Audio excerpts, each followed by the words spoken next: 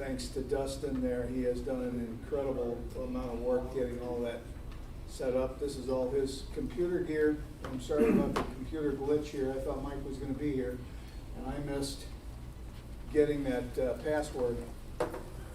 So there we are. All right, we got our second guest in. Okay. Board meetings. We decided that we were going to go back to the last Tuesday of the month for board meetings. So we've got that noted. We'll get that in the newsletter, and we'll get that updated and for the board members themselves and or anyone who is interested in coming, we'll be getting that information out to you so that you're aware of where we're going to be and when we're going to be and what Tuesday it's going to be on. And we did that at the board meeting also. Okay, how about if we introduce our two guests? The gentleman against the wall is Scott. Hello. The guy in the black shirt is Augie. All three of us were dumb enough to work for the census. And they're semi-interested in woodworking. I thought I'd let them taste the flavor tonight. Scott used to be a employee of IBM, and Augie was born in Nigeria, came to this country when he was 5 years old, and he now has a couple of degrees beyond a bachelor's. Very good. All right, welcome. So tell us about your woodworking experiences. I didn't have any tools. Okay. Just like I did when I first started. Okay, Augie? Other than Norm showing the shop and making a couple of summer views. Okay, all right. Well, welcome to the club, guys. Look forward to seeing you again. Our first activity that you'll get a chance to go to is out of Jerry's. You can come out and see what a real professional shop looks like on a Saturday afternoon. Take a couple hours, and they'll show you a whole bunch of tools and how to set up a shop and some really pretty interesting stuff. So look forward to seeing you there. All right, thank you. All right, new business. The open shop we've already talked about. What else we got to talk about new business? Don't have anything hanging.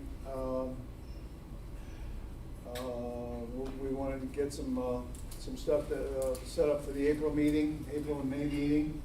How about if we talk about the July picnic? Last year, the July picnic got wiped out because of COVID.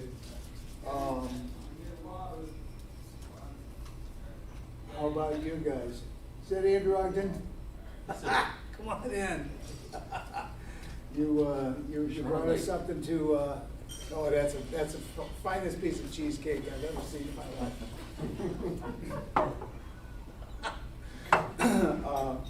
This is Andrew. He does a lot of fine, small work.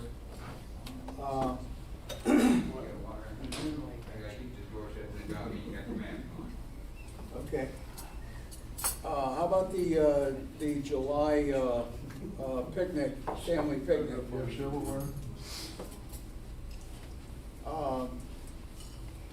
Should we go ahead with that this year if COVID lets us?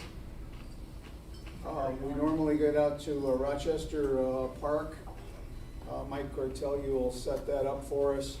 Club will need to rent the pavilion for like $50 or whatever it is. It's usually the second Sunday, as long as that does not clash with July 4th. We'll get that set up, okay? We'll do something other than just come to MCL, have the spouses come. We'll have a potluck. Club will do drinks and what have you, and some fried chicken, I guess. And everybody bring a dish. Usually a lot of fun, especially when the weather is good. All right, we'll start working on that. Okay. All right, let's get into our program for the evening. Curtis screwed up and didn't bring the password for our computer, so we're hoping that Mike Mitchell will call in with it. So Steve may not be able to give his presentation tonight. Frank and Tamara, you guys want to lead off then? Yeah, I'll go ahead and lead off. Tammy's gonna need a USB also. We didn't download hers to mine ahead of time. But I can still give a She gist. could give a gist of it, yeah.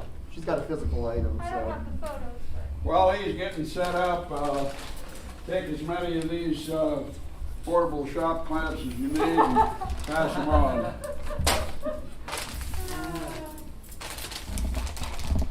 Pretty good on these big vans, but I do use them on chairs. Take a few more just for fun. Okay. So, I'm gonna slide the rocker over to this side just so that I don't bump it with something that I'm doing. You need help with this? I would hate to damage it, so. I'm gonna need some more of these. A quick little background on this. Last week, those of us that were presenting were invited to the board meeting just so that we could be kind of aware of how we were kind of getting stuff restarted and everything. And Curtis took us down into his basement, and Curtis has just finished putting together his workbench. And he was commenting about, like some tenons and stuff, how he was thinking he was originally gonna attach it. I have, let's see, 1, 2, 3, I have 4 workbenches. You want another one? No, I'm doing pretty good. So I've got 4 workbenches. 3 of them are traditional, more like low benches. One of them has about a 5-inch thick slab of oak. I'm not going to be talking about that kind of a bench. That was a beast of a bench to build. And the legs on it are about 5 by 5. In the traditional roubeau style, the full-fledged roubeau, like the plate version of it, if you've ever seen those. I have. Yeah, and then I've also got a split top roubeau, which has been kind of the in vogue thing recently. I'm not going to be talking about that one either tonight. Tonight I'm going to be talking about workbenches, but I'm not going to use a workbench because specifically for this, yesterday morning, I started building a bench. A bench, not a workbench. But the concepts that I'm using for building this bench will work just as well for doing a workbench, and I'll talk a little bit about how that would conceptually work out. The beauty of this one is you can pick your tools as to how you want to do it. Literally, I have all the tools that you need to build this bench on this table. And no, the bow and arrow is not one of the tools. First one would be a saw. You can use a hand saw, you can use a circular saw, you can use a table saw, you can use pretty much any type of saw, as long as it will cut a 2x4, that's all the more that you need as far as a cutting tool.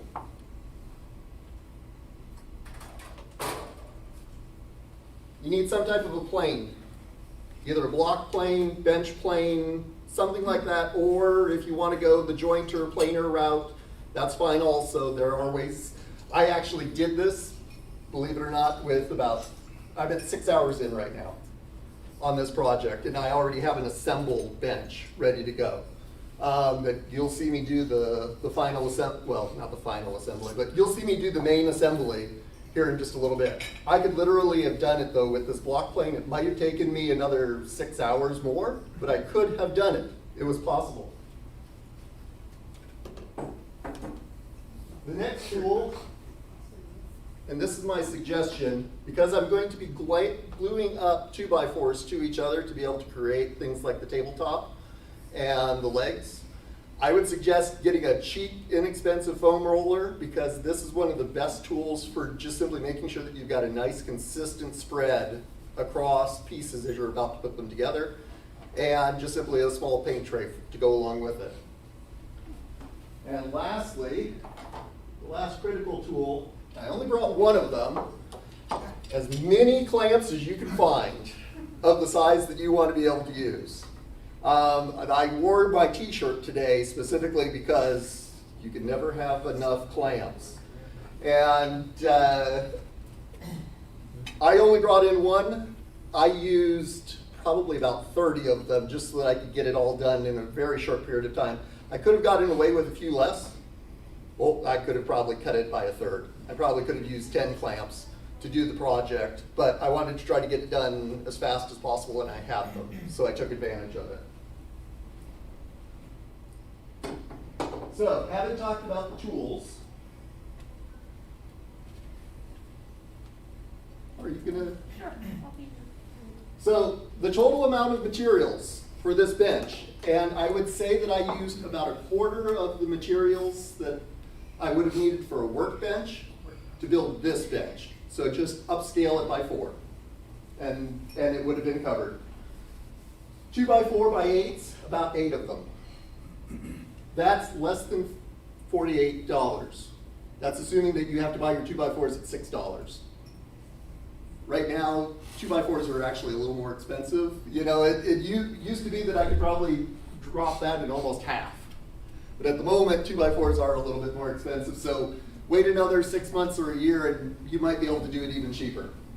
A quart of glue, less than $10. That's buying two of the medium-sized bottles from like Menards.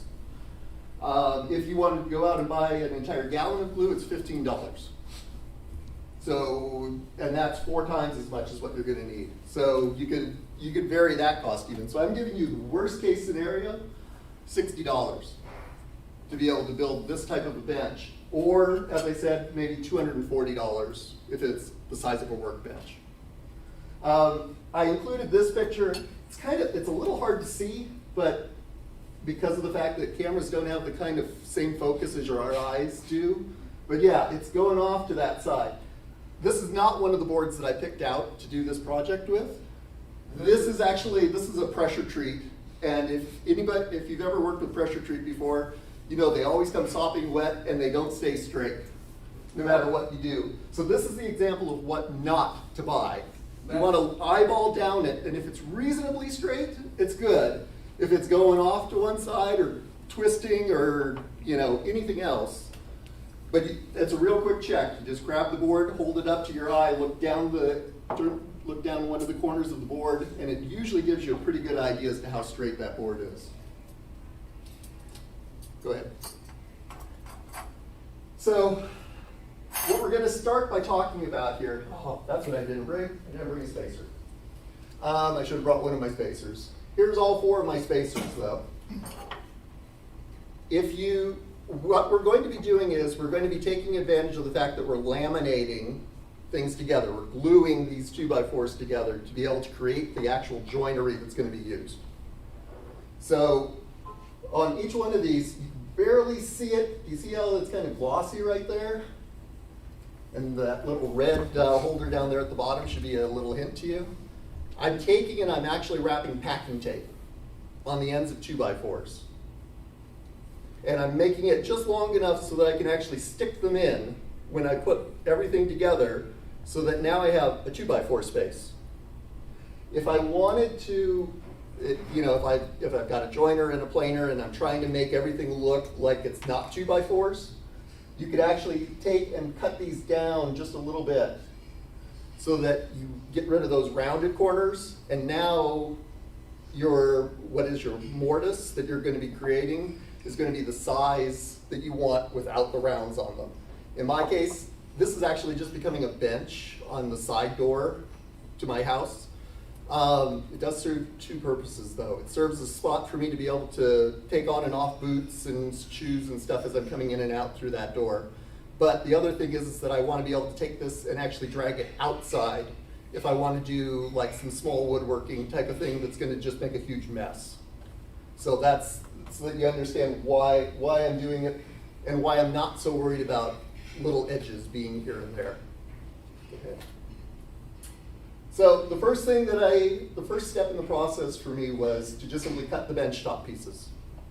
So 4 of the 2x4x8s got cut in half to 4 feet. 2 of them got cut to 3 feet. And then from the remaining stuff that I had, I created 4 little blocks that are all about 4 inches long. Actually, I think on this, yeah, they're about 4 inches long. I'll stick with that, so that's pretty good. Next. So the next thing I do is I'm laying out the top. I'm looking for what is the good side, what is the bad side of these 2x4s. Why do I want to figure that out? Because I don't want the bad side up. I want the bad side down where nobody will see it. So I laid up the 2x4s, figured out which sides had the best look to them. And then I placed the 3-foot boards on the inside. So they're not on an outside edge, they're in. One of them actually is in one 2x4, the other one is in 2 2x4s, because I actually want a little bit of a lip there. But there is also an advantage to having a leg that actually is flush to the side of it. So I'm taking advantage of both sides of it. When I sit down at it, I want this double side, and you'll see what I'm talking about as I start doing the legs. There's an overhang now, so I don't have to worry about my leg hitting up against that. And instead, on the back side though, it's flush. It'll end up being flush after I do everything. Go ahead. So the next thing that I did, I just used a framing square, and I squared up the ends, and I made sure that I had centered the 2 3-foot boards inside of there. Nothing magical, nothing special about it. You can still see I haven't even finished these off, because until everything's glued up and is one piece, I still haven't cut those off yet. Once everything's all glued up and in one piece, then I'll go through and cut those off at the very end. There's no reason to do it at this point. Next one. Okay, so here's the first, I guess, joinery lesson in this process. Taking the same framing square, and I should have brought the framing square too. Okay, framing square, I did not bring that, that's another tool. So the good news is that that's like a $12 tool, maybe a $25 tool, depending on where you're buying it from and what quality it is. And it doesn't have to be perfectly square. It just needs to be relatively square. Taking that, I then made a center line on all the pieces, running it down through there. You can see that center line here. Took the square, turned it off to a little bit of the side, and created essentially a triangle. What this now allows me to do, and you pros out here already know all these things, so I'm not teaching you anything new on this one. But for those that don't, I want to make sure that we're helping people understand a little bit better that may not have had as much experience doing this. With these 2 lines now, I cannot physically mess up the arrangement of those boards. Those boards have, as long as that triangle reforms itself, I know that those boards are exactly where I wanted them and exactly in the order that I wanted them to be in. So I picked a very specific order, and then I made sure that I made a mark in such a way that I knew that it would still be there. So, prep for the glue up. Took each one of those boards. They were all standing just like this board is. Notice one board is not laid down. And I took and I turned each one of them and just flipped them down in preparation for gluing them together. Now, this is literally the picture just before applying glue. Okay, my experts out here, what mistake am I about to make? And I did make the mistake. I caught it before I clamped everything up so I could make an adjustment for it. You're gonna put glue on the board that's gonna be a void. Right, exactly. Since this one's going to turn up here, it's going to come in contact with this board. This one's going to turn up here, it's going to come in contact with that board. This board, though, when I turn it up, if I glue that entire surface, now I've got glue in the opening. And I actually started making that mistake. Same thing also for this one over here. I should not have put glue in that little space. What I really should have done is I should have taken blue painter's tape, taped off the areas that I wanted to make sure that I did not get any glue on, and then spread my glue out, pulled the tape off, and then glued it all up. That's what I should have done. Next picture. That's not what I did. So you can see that I've spread it out using the roller, and believe it or not, If you need to use up glue, find a project like this to do. Because you will go through, you could go through a lot of glue real fast trying to do these types of big, huge, monstrous glue ups. If you have the ability, I should have backed up in the previous slide, if you have the ability to joint and plane, you should have done that joining and planing just before laying up all of these boards. I intentionally did not, because I didn't want a jointer or a planer to be something that is required to be able to complete this project. It does mean that there's going to be little hairline gaps here and there. They're not, structurally, they're not going to make any difference, because this isn't some fine piece of furniture. It would if it was fine furniture, but just for a workbench type of scenario, that's not required.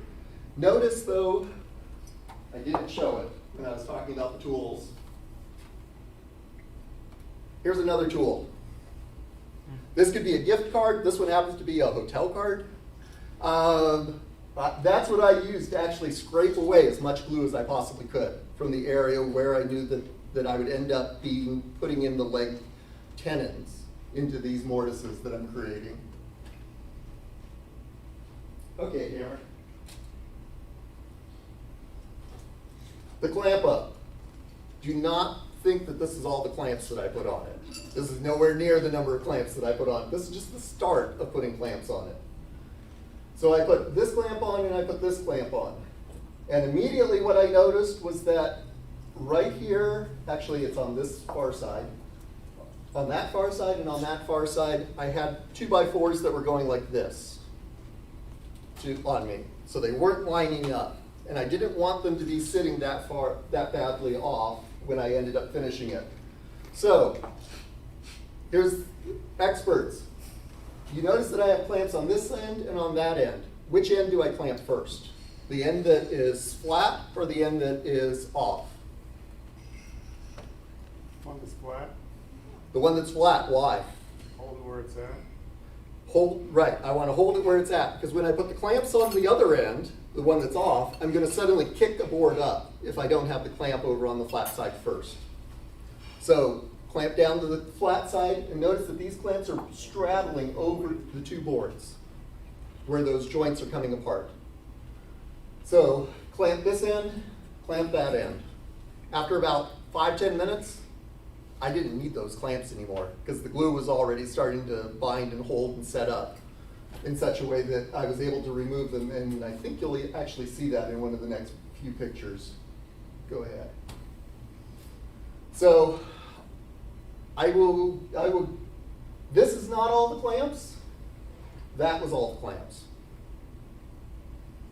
And specifically you'll notice I put clamps on both sides. If I clamp everything on the one side, what can happen is that I start opening up on the opposite side of where those clamps are. So I intentionally take clamps on the other side of this big, huge platform that I'm creating so that it will pull down in the opposite direction. Even if all the clamps are running down through the middle, it will still want to open up, just because the bar clamps have a little bit of bend in them, usually. Bar clamps, parallel clamps, it doesn't matter what kind you're using. They will bend, just ever so slightly on you. So, and notice also now I've inserted these, but the spacers are sitting in there right now. Specifically, remember I put the tape on them, so the spacers, the tape end is in that space. I've then taken these guys, slid them in, and literally hammered them in to make sure that they were nice and tight. And then I applied these final clamps on the outsides, on each end, and then I ended up adding in additional clamps through the middle just to make sure that I had, again, nothing splaying open on me. That's two suggestions to you at this point. First of all, remove any glue squeeze out that you have at this point while it's still a watery, gluey mess. Because if you wait for it to start to harden up, in this big of a project, you're just going to have a nightmare to deal with. The second one is, now's the time also to remove those spacers. Once I've gotten the clamps on, I know that I'm not going to clamp it any tighter. What will happen is if I clamp it tighter, glue will squeeze out into those mortises and fill it. But as long as I'm not going to add more pressure to the joints now, I don't need to worry about it. I can get rid of those spacers. And I don't have to worry about those spacers possibly getting glued in anyways, even though I put the tape on them. Switch over now. Leg glue up. This was this morning. So I did all the top yesterday. I cut the legs, but I didn't actually do the glue up on the legs until this morning. So the leg glue up, 2x4 by 22 inches. That's what I went with because of my height. Specifically, I'm looking at my kneecap. I'm targeting my kneecap both for me to be able to sit down at it comfortably, and also for me, I can actually then hold a piece using my leg if I wanted to say like saw on it as an example. So this guy's 22, I'll end up cutting off a 1/2 inch, and you'll see that when I assemble it here. Notice that the glue's on it. Notice that you can actually read some of the 2x4 markings in it. You don't want so much glue on there that you cannot see through it and see the grain, the wood grain underneath it. I am just gluing on one side. I've got a friend that's a chemist at Type Bond. He said, just glue on one side. If you put down enough that you can just barely see through it, if you put it on both sides, you're gonna have so much glue squeeze out that you won't know what to do with them. The other two boards though are 18 inches. So that's 4 inches shorter. And that accommodates then for the height of the bench.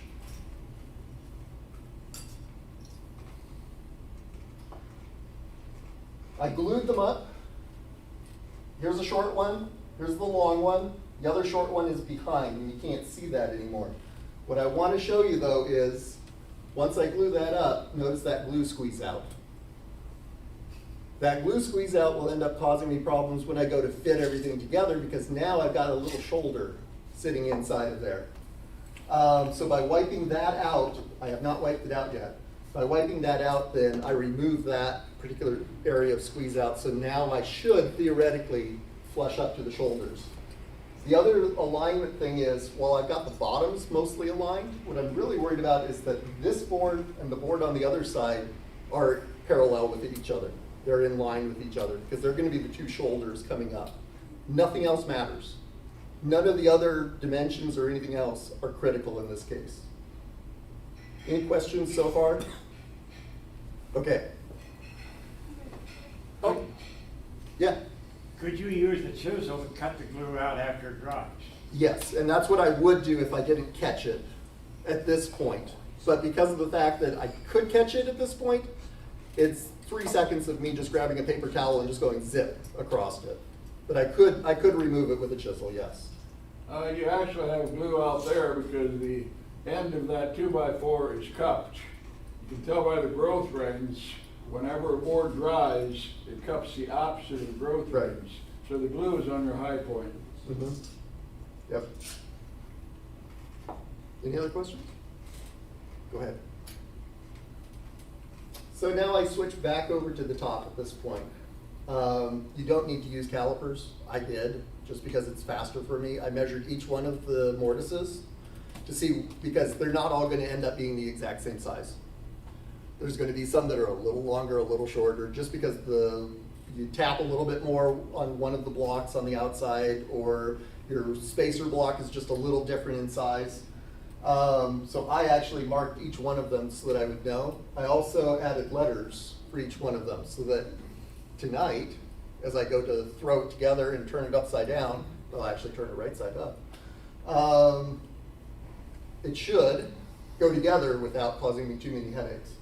But none of these 4 legs had the exact same size. So that's where your block plane would come in, that you would remove just enough material so that they'll slide in. Or in my case, my planer was actually the device that I went to just remove. I actually have my planer set up so that I can do it to the 5,000. And so I knew exactly what those sizes were. I hit it every single time with it that way. So if you've got a planer that's set up with a digital readout and you can rely on it, then that works out just great.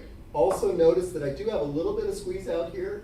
If I had had any problems fitting these in, I would have then come along with sandpaper or a chisel and removed that out of that space if it was causing problems. I didn't have any of those problems, so everything just, I was able to get everything to drop in nice and smooth.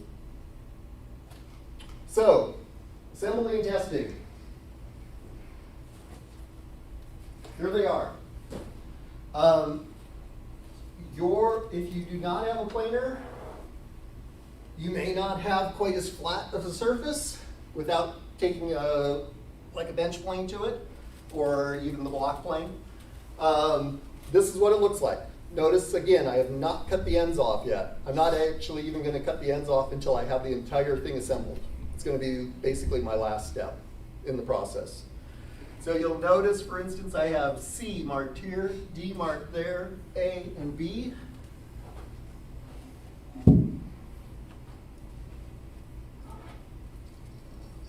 So you guys get to see how this guy goes. A is going into A, and I know in my own head what orientation, whether this is the front or the back of that leg, with the way that I labeled everything. So, let me point out, I do intend to glue these in.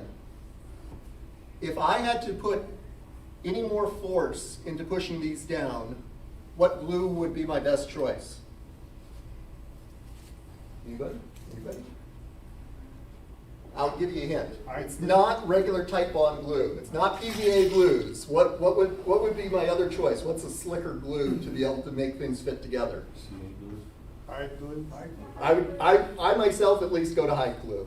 If it's a tight fit and I don't want to keep working it, but it will go in without like getting out the sledgehammer. You never want to use a sledgehammer to have to put joinery together. That's my next gen too. Let's see, that one's C.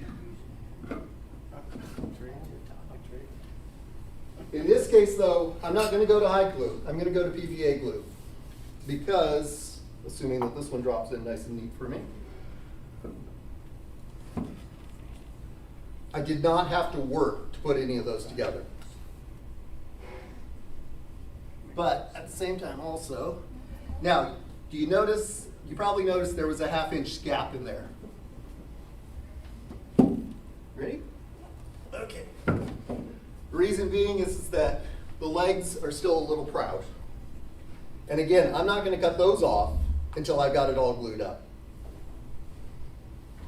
But who wants to be the guinea pig? Oh no, I want somebody big to be the guinea pig. I want you to sit down on that bench, and I want you to try to rack that bench back and forth. This way, back and forth. I gotta talk to Mike Mitchell. Oh, okay. Another volunteer then. Some big guy. Come on up here then. I want you to try to rack it this way, because that's where this particular bench has its strength at. You had, This is without glue. all right, we'll see what we can do. to try Once to I glue this in, get it those up. legs are Okay. not moving. All right, that's cool. Thank you, sir. Are you gonna wedge them? I probably will put a wedge into them, yes. Just to add that much more stability to it. The other thing that I can do is, again, I'm sticking with the most simplistic way to be able to build something like this. I could drill through here, I could drill through both legs front to back, run a dowel through that. Now I've got a stretcher going from the front to the back legs. If I would also want to, I could take another 2x4, drill a hole through it, drill a hole through over here, and put it through, make sure that the dowel's running through it. So now I've got a stretcher running this way even. At that point, I'll be surprised if anybody could really rack this. Have you considered leaving them loose for tear down? I have considered it, and if it was a larger item, I would.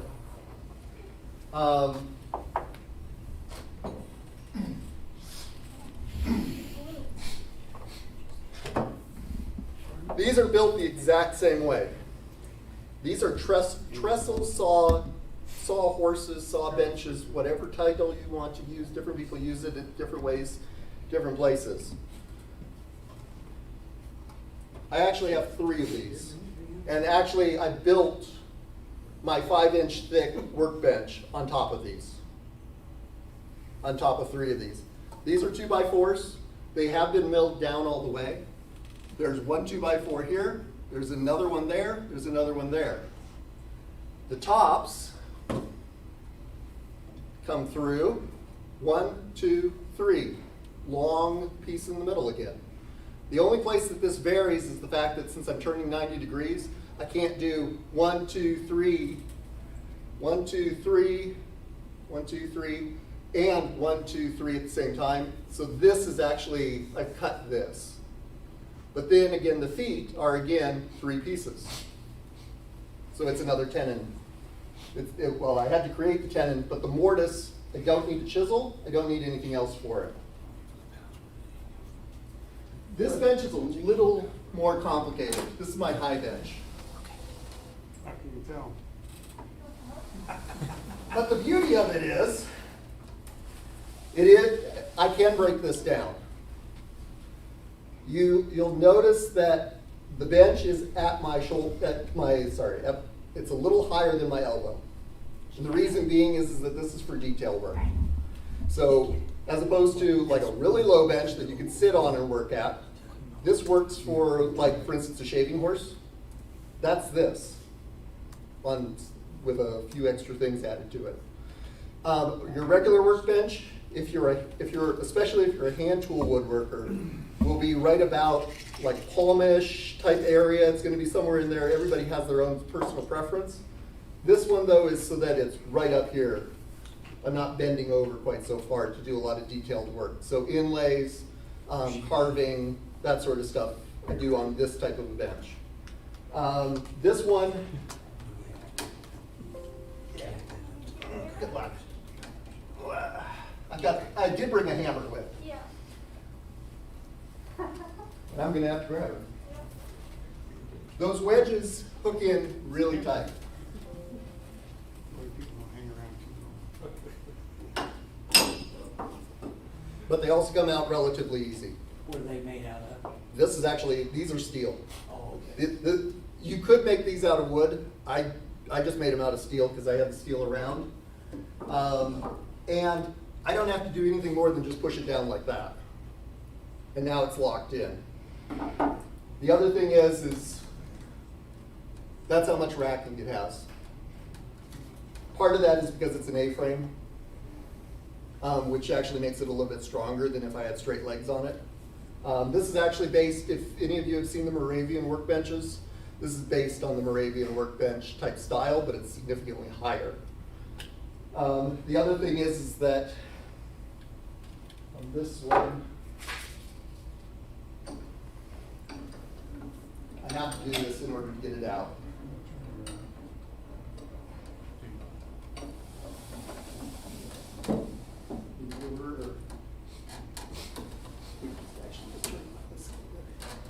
So I do have to open up the vise in order to do what I'm about to do. There we go, that's far enough. But the top actually pops directly off. And the only thing that's actually holding the top to the bottom support structure are dowels. So there's just a couple of dowels sticking up into the dowel holes. So this is actually designed to be completely dropped down, completely tear apart. This breaks down into this leg unit, right here, the opposite leg unit, the 2 stretchers, a tool well, which is actually here more so that I don't roll something off the back of the bench than it is for storage, for me at least. And then the actual top itself. I won't worry about getting it all in at the moment. Did you consider locking wheels? Caster wheels? On this one, I did not because of the fact that I can break it down, and the heaviest piece is actually this top, and you just saw me handling it. So for this particular one, I don't need anything extra to be able to, I can just break it down and move it floor to floor, room to room, shop to shop, whatever I need. It's light enough that I took the top out to the car, so. My He-Man over here, so. Oh, yeah. Click the next one. So, if I had been Curtis, this is how I would have done it. Similar to how these leg structures are built, where, again, this is 3 pieces. I chose oak in this case for the stretchers running front to back, just because I wanted to have something bulletproof. But that stretcher then is actually, no, I need to back that up. This one is the one, there's 3 pieces running this way. This one's actually cut out because I can get to it from one of the sides, making it easy to open. I would have done something similar and actually even easier if I was building the substructure for a workbench. There would be 3 pieces right here. A little tailpiece like what you saw me do for those. The stretcher then would run from one side to the other side. I could then put in a top piece. I could drill through holes there and just use lag bolts to bolt 2 separate slab tops to that one bottom. Well, to each side of the bottom. You're only seeing one side of it. Sorry for the quick little draw together. I would put bed bolts down there at the bottom, which just require drilling a hole. So that's a hole, and everything else just kind of pops together. That's how I would have solved Curtis's problems. But I'm not saying that my way's right and that his, that the way that he ended up solving it was wrong. You should ask him how he solved it. So, any questions? That's a nice fence, I like that tall one. Okay, so, Did we get password and stuff? yes, it's Wood, W-O-O-D. That's pretty. Nice and simple. Could you spell that again? Yeah.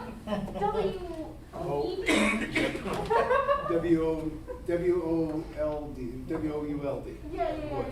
Would you please come back next week?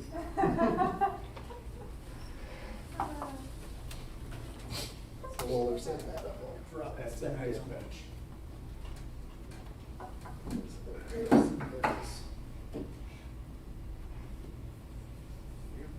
gonna use it as space bar.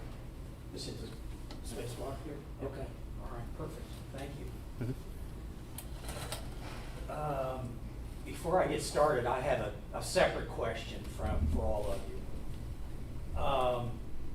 Have any of you ever experimented with trying to darken wood with ammonia fumes? Yeah, I've done it. You've done it?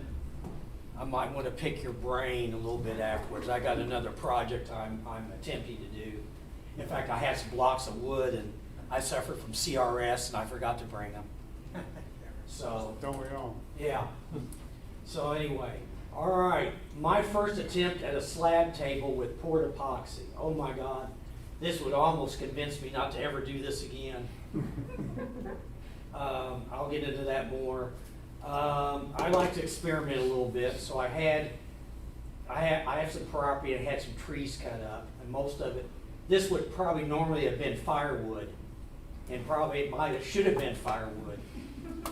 But I resurrected it, and it's a piece of cherry, and it had this area inside of it that I thought, man, that looks like a lake. And so I decided I'm going to try to do this. I left the bark on it. And part of the reason why I did is, as I investigated this thing closely, I found some lateral cuts running through there where there'd been separation. And I filled them in with some dark bronze caulk. And so I thought, you know what? Keeping the bark on there, it's going to blend in better and hide that. So I'm just going to leave it. I'm just going to leave the bark on it. In fact, do you have a pointer by any chance? It blew up in the 6 months we weren't looking at it. Oh, okay. Yeah, You can get out to buy a new one this month. Yeah, that's okay. That's all right. You can see a little bit of the bark coming through right here, and I'm glad that I left the bark on it. But anyway, that's what I did. Let's get into this a little further. Was the tree dead when you cut it? No. See, You must have cut it in the winter time for the bark to hang on. I thought it was just opposite. I think I did cut it in the winter time. That's when I did most of my cutting. I'm not gonna cut and sweat like the devil in the summer. Okay, mount router on a stroke sander. If you were here at a meeting and I did a presentation back, probably over a year ago, I put a question about taking my stroke sander. First of all, do you know what a stroke sander is? Some of you do. That's when I learned. Huh? That's when I learned when you did that. A stroke sander, and if Ralph Winch is still watching, Ralph has one. Wake up, Ralph. Wake up, Ralph, if you're out there. There is a belt here, and there is another roller way over here, and this belt is, see what is that, a 6-inch belt? Mine's 6-inch. There's a pressure roller up here, then the drive roller that's driven by the motor is over here. This stroke sander I found on Craigslist probably about 3 or 4 years ago. And I bought it for $200, found it up in the Peoria area. And I did a little bit of work on it, but I got it up and going. The table here, I did put a new table on it. I made a new table for it. But the table moves up and down. And there's hand screws. Over here, there's one you can see. You can't see the other one. But anyway, there's hand screws. The threads are 10 threads per inch. So one rotation is 1/10 of an inch. So the advantage I have with this, let me back up. Okay. In order to, I bought a cutter, which I'll show you in a minute. But basically, I got a router here, and you're going to see it in a minute. I got a hand crank on the side, and I don't know how many of these you've seen in some of the wood magazines, where it looks like they're taking the router is fixed, and they're taking it with some long poles and forcing the router across the wood. And to me, that just Looks like work.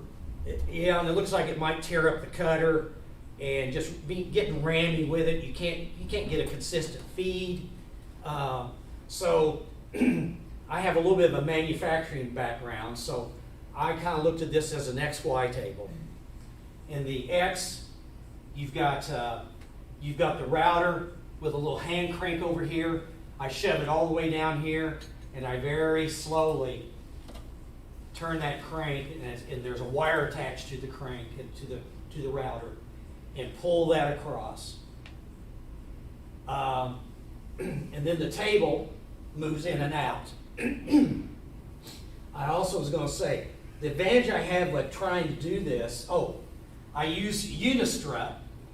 I put these 2 Unistrut pieces, and they're permanently attached to the stroke sander. They're not in the way, so I just left them on there. This thing right here is some scraps I got from work when I was working. I'm retired now. But that is this Bosch. It's made by Bosch. It's an extruded aluminum. Excellent stuff. You can probably find it on McMaster-Carr or some of those places. It's like, I want to say it's 1 3/4 inches square, and it's got this groove cut in it. Anyway, I had some of that. I made this cage. I happen to have a mounting plate that fit in that groove just perfect. So I made it where it would just slide in that groove.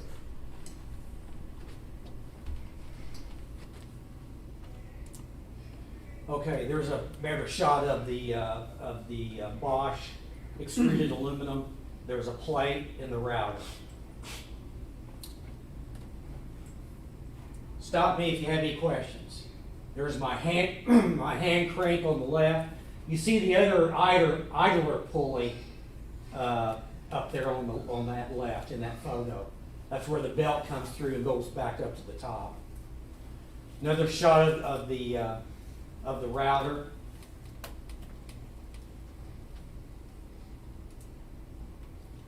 I made a little index mechanism that I clamp on the left side, And this is the tool I bought. It was an expensive little tool, but I plan to do more of this. I wanted a tool where I could take those cutters, and if one dulls or chips, you can rotate it, or you can just add on new cutters for it. So it's sharpened. They're carbide on 4 sides, and it's an 1.5 inches wide, and makes an 1.5 inches cut. So I made a little index thing out of wood, and just use a simple door latch, and I made my spacing on that just a hair under 1.5 inches, because I found when I was just eyeballing it, I would get little thin pieces left, and I had to take those out. So to compensate for that, I made it just a little under 1.5 inches. That bit is an expensive little tool. I think I gave about $125 for that cutter, but it's reusable. So, and I plan to do more of this kind of work. Okay. There she be. You can see the cutting pass, as I cut across this thing. God, this took forever. I hate to say it, I've been working on this project off and on for over a year. I get busy doing other things, got life and everything going on, and set it aside for a few months and come back and forth, back and forth. You get a better view of that cavity that's in there too. Okay? So I would try to cut maybe roughly, I said earlier, those cranks are 1/10 of an inch per crank. I might go down 2/10, 2 cranks at a time and cut. But so Think you could go deeper or not? I could. Just have to go slower, But you can see in places where I burnt the wood a little bit. There's burn marks there that you see. Yeah. But I try to go no more than 2 turns, 2/10 of an inch at a time. So, How'd you hold your slab in place? well, I don't show it on there, but I had some wood wedges. Actually, my tabletop, I got that laid on a piece of plywood, and I screwed in some wedges into that piece of plywood to keep this thing from moving around on me.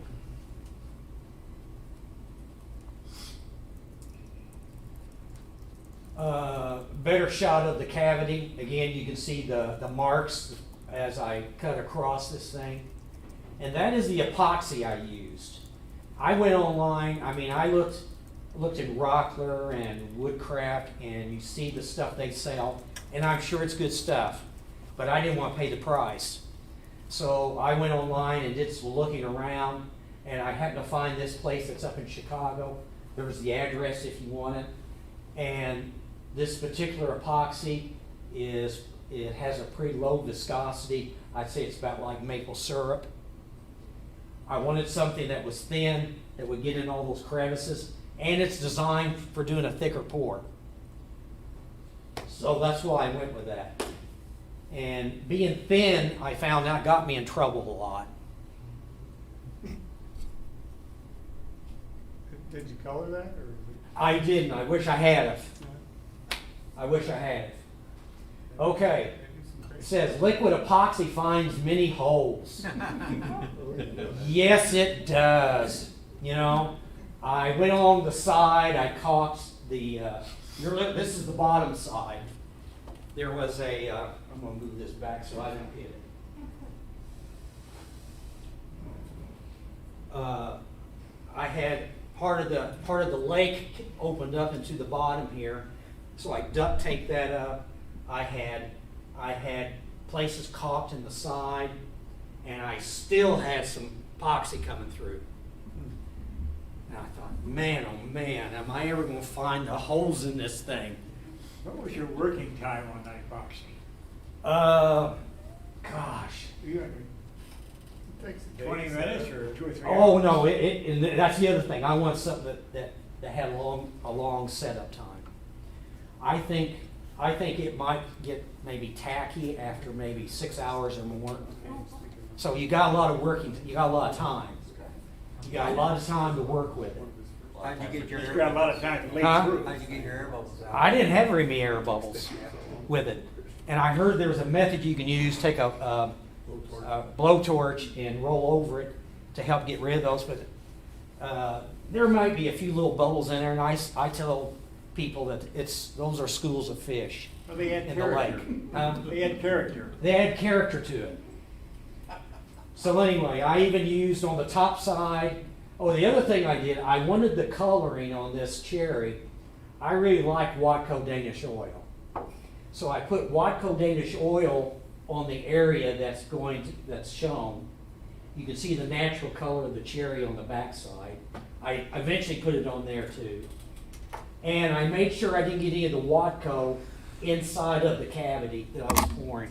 I didn't want to take any chances that maybe getting it in there, it would keep the epoxy from sticking. So I was very, very careful, try to keep that out of there. And I also tried to level it up, but I found that, I had a lot high and low places.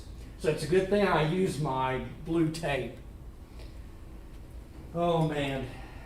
How many of these you gonna do? What's that? How many of these you gonna do? This might be the first and last one. Got a bid for sale, huh? You're hoping it's. Yeah, I might have a bid for sale.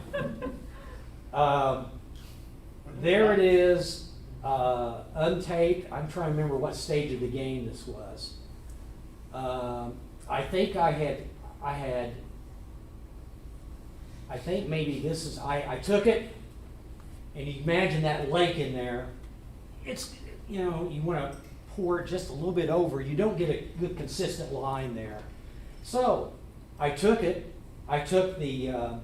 router thing off of my stroke sander, took it off, put on the belt, reattached the belt. I sanded it flat, epoxy in there, and wood and everything. Wow. And I think, and then I put some more Danish oil back on it because I removed some of that a little bit after.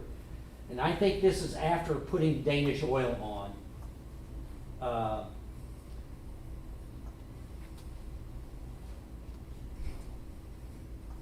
And this project from hell is still going on.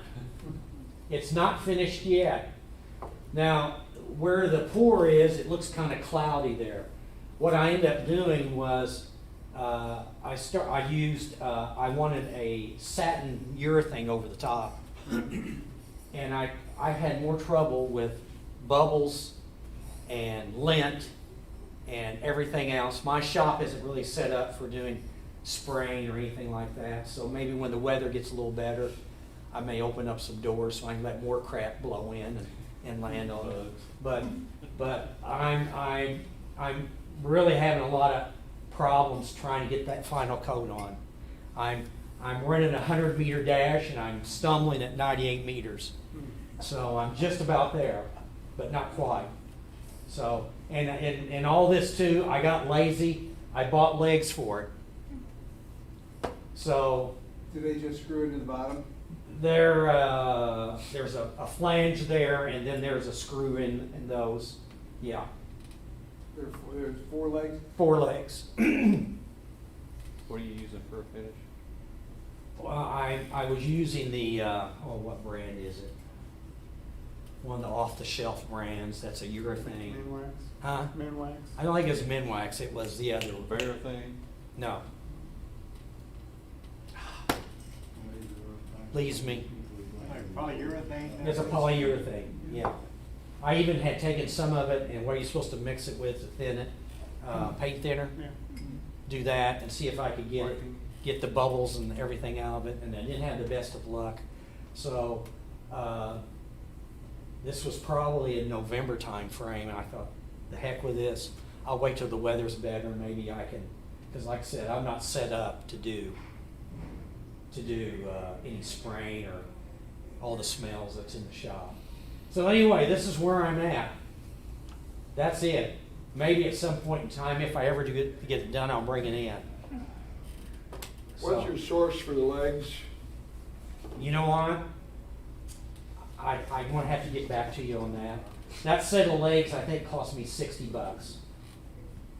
And I thought, you know what, I've been through all this, I'm gonna pay $60 just to get the thing where it's on legs. Are you gonna use it around the house, or do you have somebody special? I'm hoping that some artistic, crazy person out there might wanna pay me lots of money for this. I was gonna use the word fool, but Yeah, they're out there.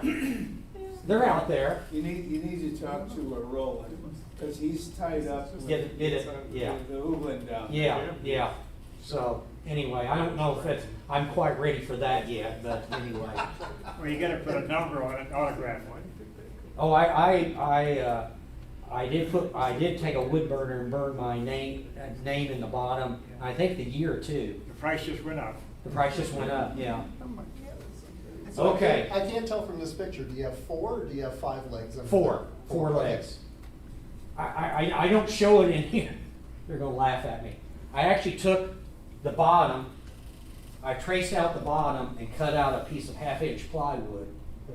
And I went through about 3 different gyrations with that piece of 1/2-inch plywood, rearranging the legs, setting it down and set the slab on it to see what it looked like, see how stable it was.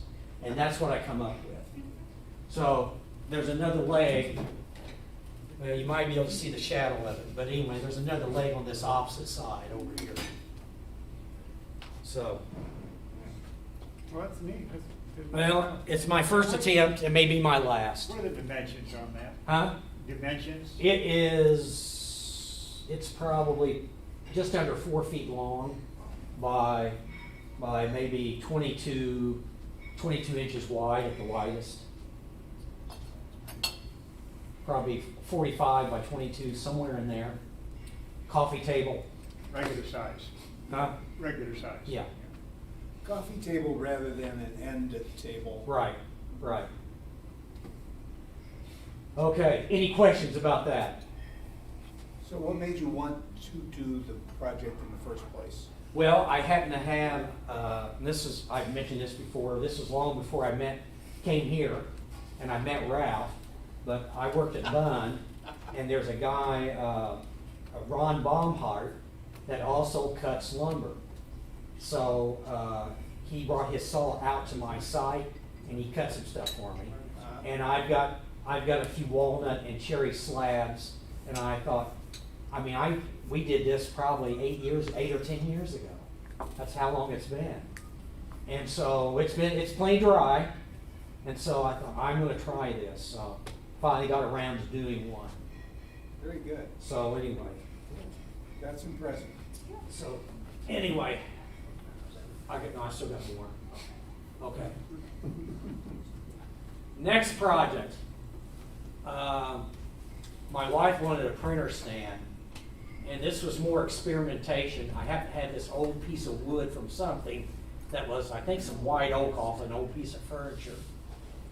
And I've got another project I want to do with long miters like this. And these always scare me, to be honest with you. And so, but I'm going to practice. So, but I end up cheating. I've got an old Delta sawbuck, or buck saw, or wherever you call it. I remember those. And it has you can cut around 20 plus inches, which beats a lot of your, Yeah, right. And so, I used it initially. I wasn't happy with the fit and everything of the miter, so I decided I'm going to buy me a bit. That's a white side bit. I think the height it will do a miter that is roughly an inch and an eighth, inch and a 16th tall. But I did go to my sawbuck.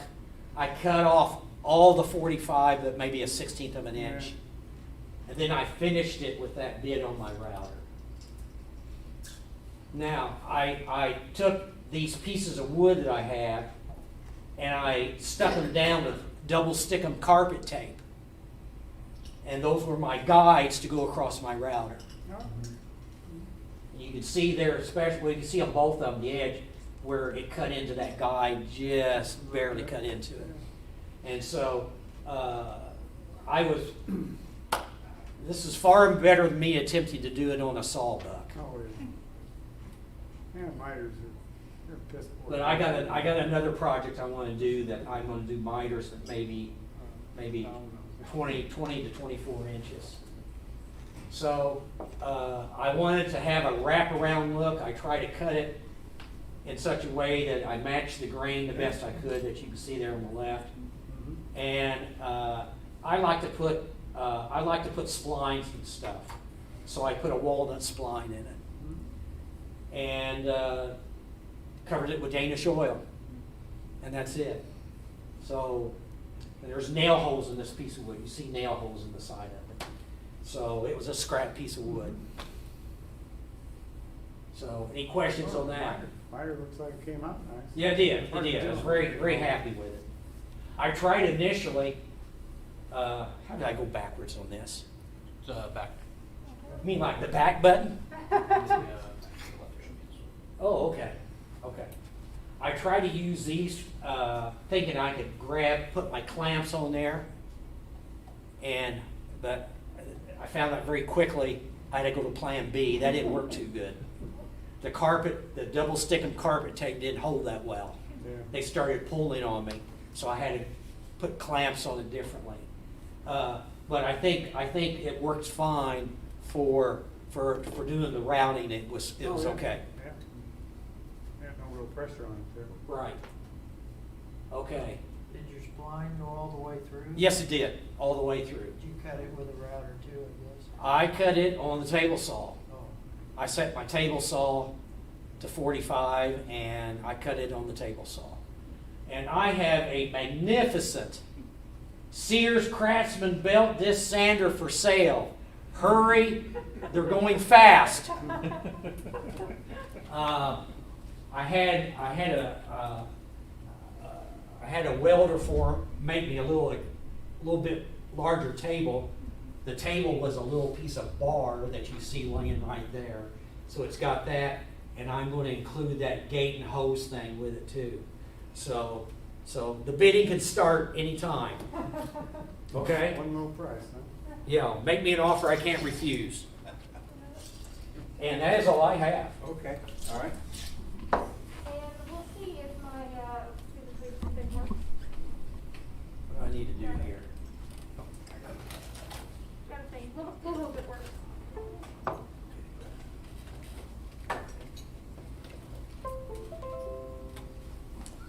Use a chair if you want.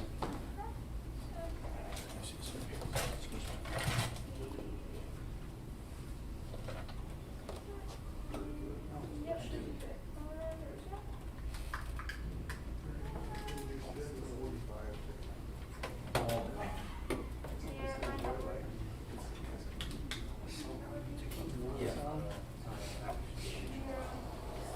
Yeah. I probably made this correctly.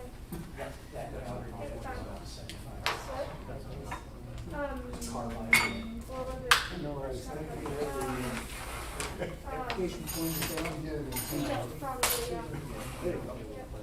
It's fine, I'll just give my presentation verbally. Cool, that picture stuff there. Okay. So, I made these. That's what I've been waiting to see. Well, I made this, and I made these arrows. And I even made my own wrist guard and stuff for it. So I made this as a class at Mark Adams School of Woodworking in Indianapolis. I do a class there every year. This year I'm actually going to make a table there. Last year I did the joinery 1 class with Mark, which was great, by the way. And the year before that I made this bow. And so the instructor was Dave Mead. He actually lives in Kentucky, I believe, and he makes bows and sells them and does classes about it for a living. And I'm glad you're right. And so this is made out of bamboo. That's what this is here. And then this is oak, I believe, white oak. And so we actually made the handle. There's a piece of white oak in here. You can kind of see the ends there, just a little bit. And so we shaped that handle using a bandsaw. We cut along the sides here, and we also cut this shape here so that you can hold it. And then we also cut these on a bandsaw where we just kind of shaped the curve there, and then we also did this. And we cut these holes in it, which don't take away from the structural integrity, but they're not just for the looks, they're just to make it more flexible, I believe, and to make it lighter. And then we took the bamboo, and it was like a straight plank of bamboo, and we just like shaved it down on the ends here. And it's 2 pieces of bamboo, actually, one here, one from here to here, and one from here to here. And then we took this, these 2 pieces of bamboo, and we used hot glue, pretty much. It wasn't exactly hot glue, but pretty much we used hot glue to secure it to the handle, and then we also used hot glue to secure it to these here. You can actually see it poking through there a little bit, and you can see the hot glue there where the bamboo meets the white oak there.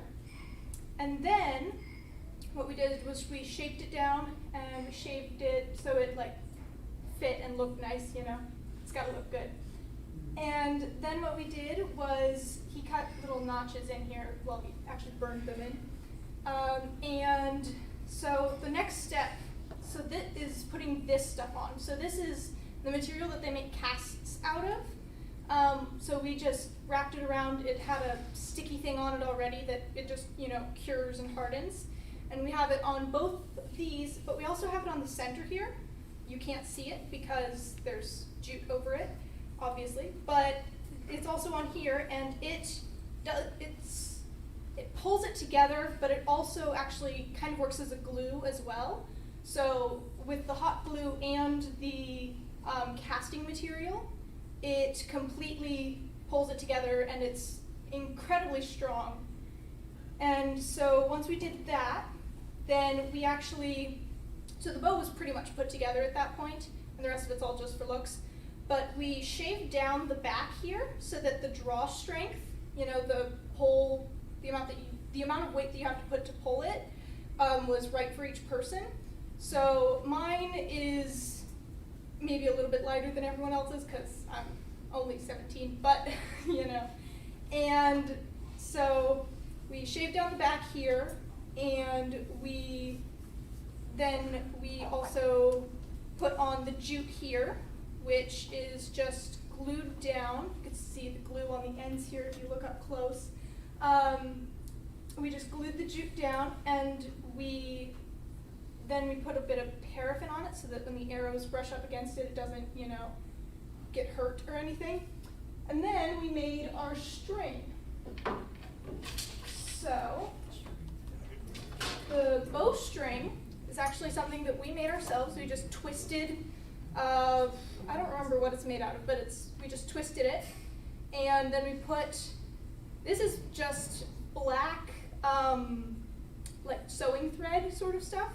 We just wrapped that around here so that because this is where it would go in here so that it doesn't wear on there. And then we put a bit of paraffin on that too so it doesn't wear very much.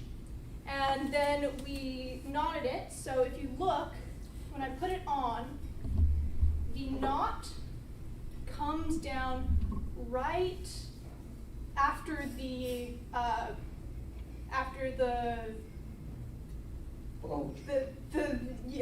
recurve goes away from the string, so that it's not changing where the string lays.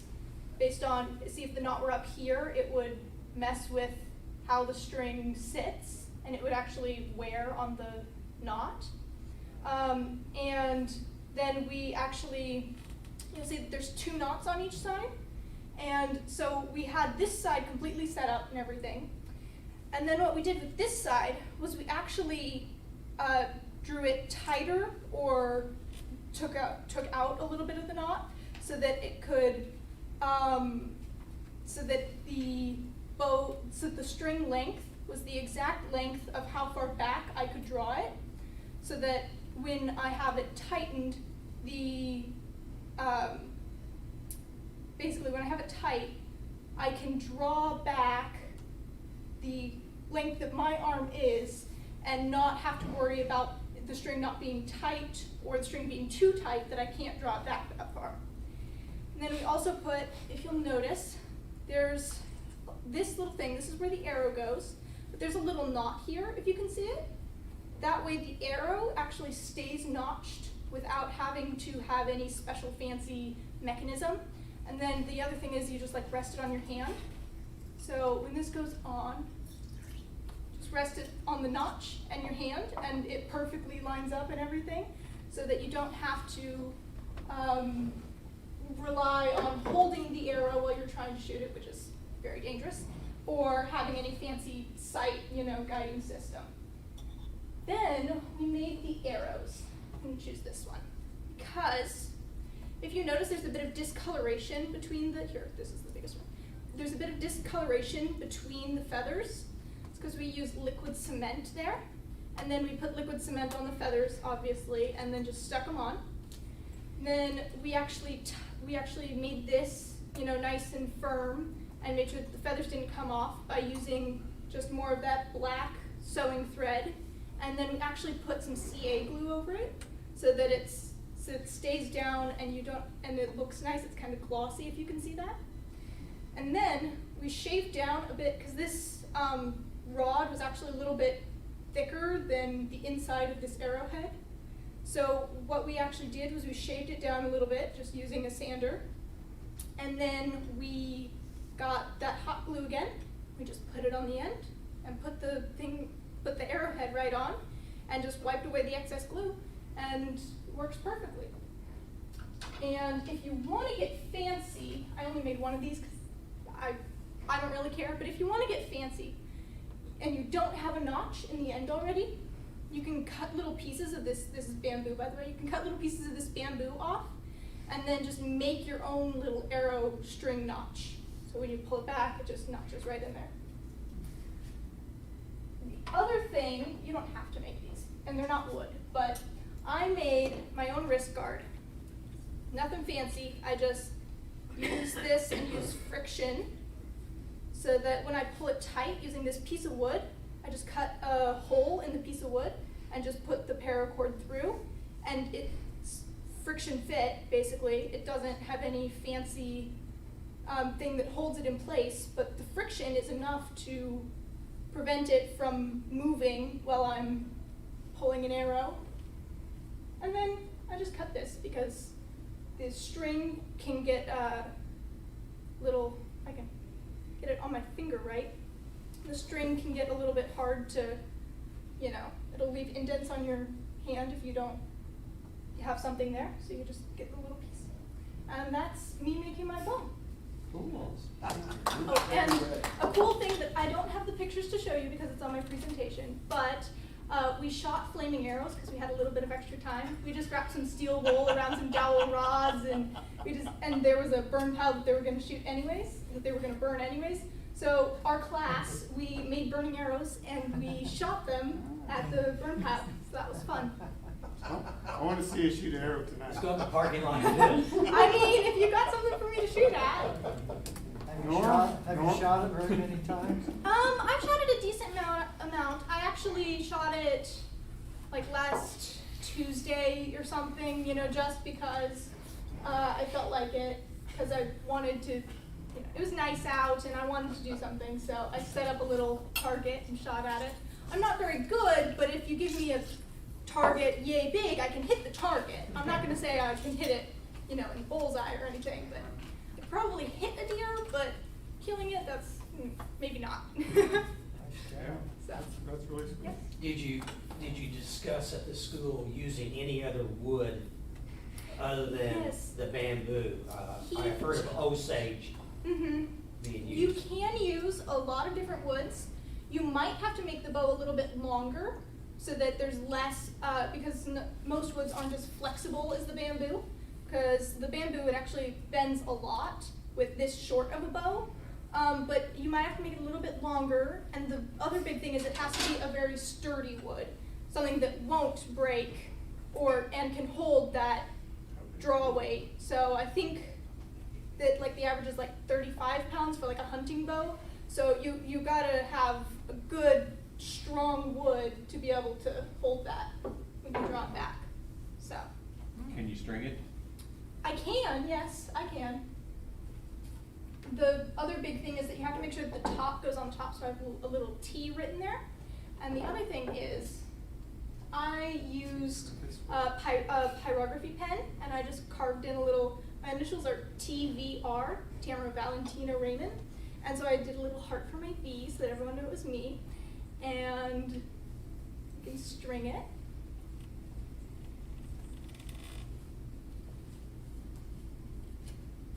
Make sure it's straight. When it's stored at home, you take the string off, is that right? Yes, because if you leave the string on, it can put too much tension on the bow, and it could make it wear out sooner. Now, if somebody wanted to, could they call that a dangerous weapon? Theoretically, I mean, if you have enough draw strength and you have an arrow, then definitely. We don't want you to get arrested tonight. Yeah. And, yeah, and that's why she didn't Yeah. string it until somebody asked. Yeah. So. Yeah. Take the string off, quick. Tamara, wait a minute. Knock an arrow, take a picture of it, Curtis. All right. Okay. I'm not gonna pull the arrow because Right, okay. All right. yeah, but I'll knock an arrow. Now, you've got a point. I've been taking pictures all night. Yeah. She's aiming at me. 2x4. All right, just aim it at the window over there.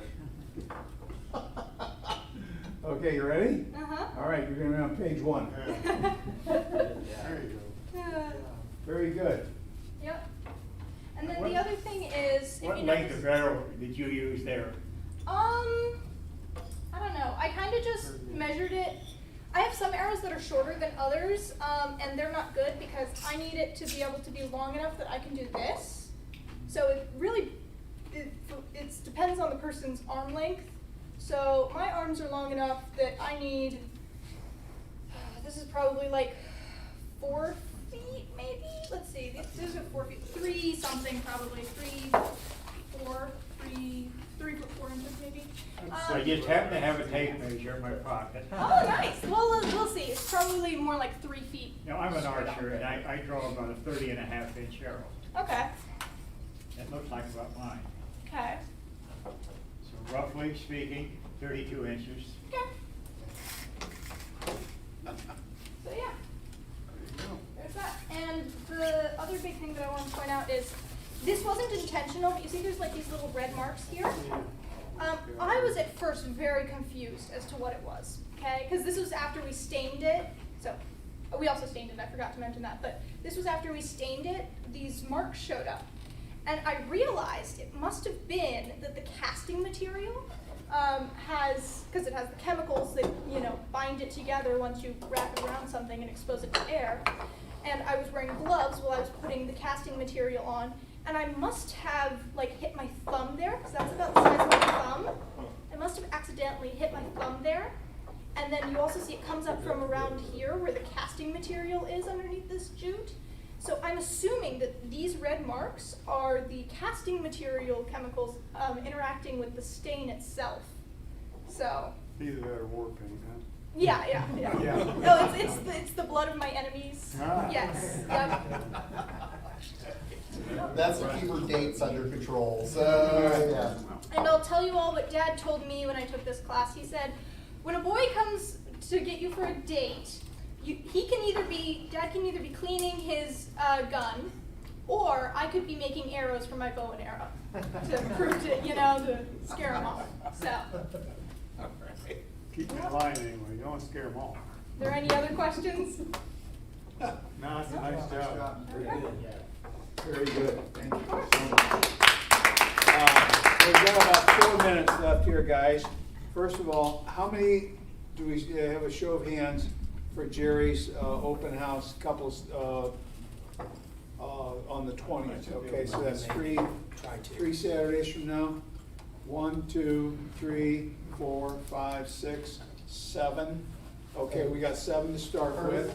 8. Okay, 9 to start with. We'll see how many we get. I'll be sending emails out and what have you, and asking people to contact me or whoever. Okay, so we'll get that scheduled. Okay, so we'll have 9 for the open house. Okay, now real quick, guys, we don't have a whole lot of other time. Do we wanna do a 50-50 drawing? Okay, we gotta do that. And we gotta do show and tell. Oh, I don't remember who, someone had asked me to bring this back, I brought this a while back, so, engagement ring box I made, maple, purple heart, someone had asked, I don't remember who, someone asked me to bring it back to show the group, and strange, the bottom drops out for the ring. So it's a bow, all made out of purple heart and maple. Let's pass it around. For those of you who don't know Andrew, he could do an hour and a half on just the stuff that he does for fun. And cutting boards especially, so. Okay, all right. I have one more thing. Sure. This actually been my last meeting, I'm moving out of state. No, you can't do that. I've been here like 6 years now, so I thank you for all the help and advice that you guys have helped me with. And Where are you moving to? Georgia. Georgia, okay, they got a lot of wood down there. They do have a lot of wood down there. So Okay, I'll I'll tell you probably what. be back for quite a while. We're going to keep you on the mailing list, is Okay, that okay? well, that's fine, so. All right. Yeah, I won't Dues be are back. $30 a year, so we'll expect a check. That'll work. Appreciate all your time. All right, okay. Thanks, man. All right. Claim number 287. 287, hey, made. All right, how much is in it? $20. 20 bucks? Split's $20. All right. Who won it, Ben? All right, who else has got something to show us? I see some bowls over there. Who brought the bowls in? And a very large, wonderful chair. Mike, can you show us the chair real quick? Sure. Oddly enough, I got a chair to show. This is a chair designed by Curtis Buchanan. He's a well-known chair maker down in Jonesboro, Tennessee.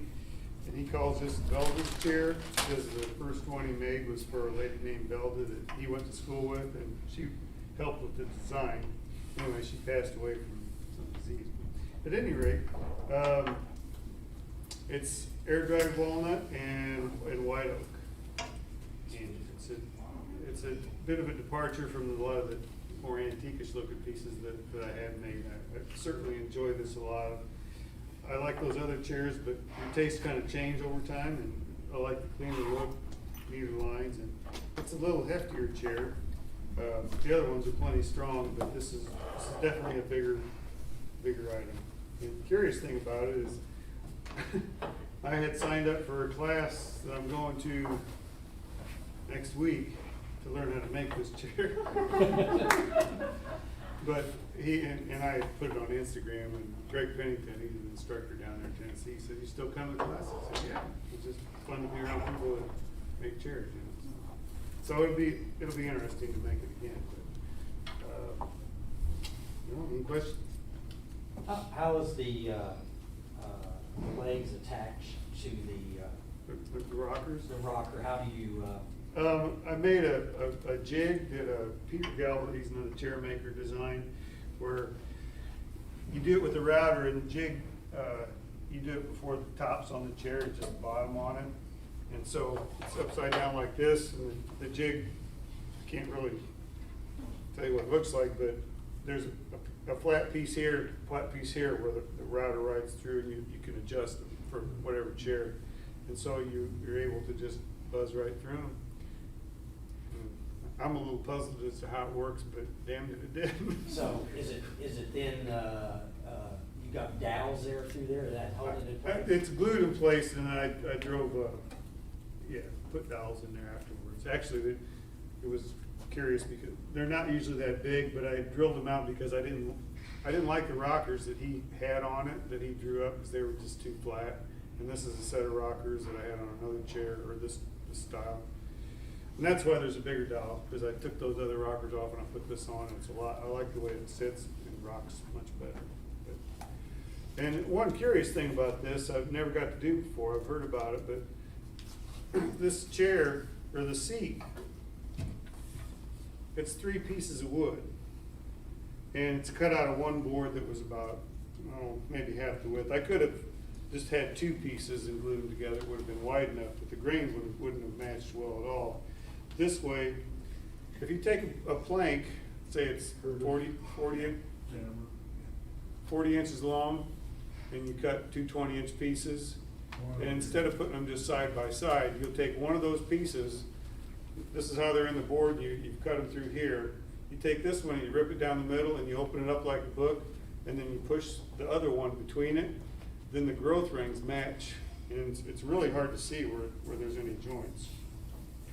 And you get the nice centering look on It's it. like one continuous Yeah. piece. How many of these chairs and rockers have you made?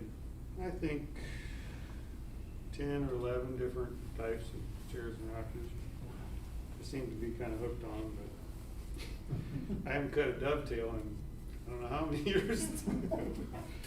But I would like to get back to some of that too, but there's just, you know, you can't make everything, you just make what you want. That is good. Thank you. Really like it. My wife wants 6 chairs like this to go to the table.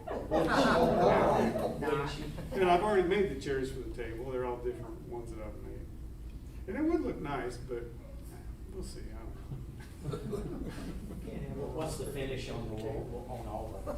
It's I just used a polyurethane, but the first coat was a mixture of linseed oil, polyurethane, and thinner. And I just, because this walnut that I had sawn up, it had a real purple look to it, which it oftentimes does, and I didn't want to see that in the end. And the linseed oil seemed to darken it down just like I wanted. And the polyurethane's so easy, and I like the look of it. It lasts well. So. There's a lot of expensive stuff out there, but I just get the Minwax at Lowe's and $15 for a quart. Yeah. Nice. Well, thanks for letting me show it to you. All right, thanks for Thanks for bringing it. Yep. It's another one. You make a presentation almost every other meeting at least.